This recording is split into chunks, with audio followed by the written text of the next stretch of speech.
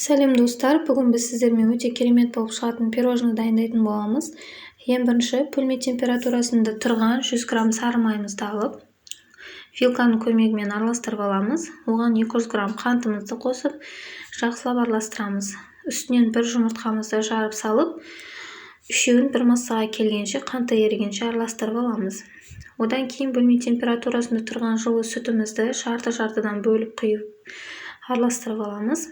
Еліктен өткізілген ұнымызға 1,5 шай қасық разрыхитель, 2 ас қасық какаомызды салып, жақсылап араластырып, үшеуін одан кейін массамызға құйып, жарты-жартыдан құйып отырып араластырып аламыз.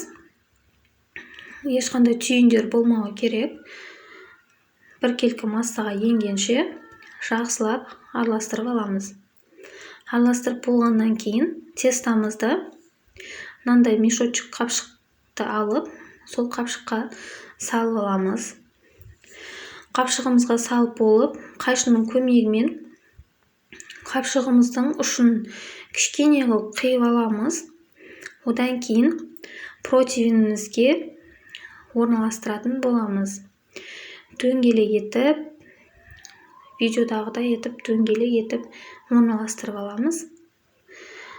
Орналастырып болғаннан кейін қызып тұрған пешімізде 180 градусқа 10 минутқа пісіріп аламыз. Өте тез піседі. Міне біздің пирожналарымыз пісті. Енді оны противеннен алып, осылай бір-біріне сәйкес келетіндерін таңдап аламыз. Содан кейін өз қалауларыңызбен арасына өз қалауларыңыз бойынша әртүрлі нәрсені жақсаңыздар болады. Шоколад немесе өздеріңіз білесіздер. Мен вареный сгущенканы қолдандым. Осылай жағып шықтым. Енді сәндікке шоколадпен сәндесеңіздер болады. Мен сгущенный молокомен сәндедім. Өте керемет, дәмді болып шығады.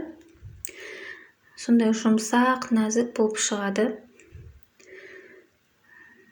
Міне, видеода көргендеріңіздей керемет болып шығады. Піскеннен кейін 1 сағатқа тоңазытқышқа салып қойсаңыздар болады. Кремі сіңіп, өте керемет болып шығады.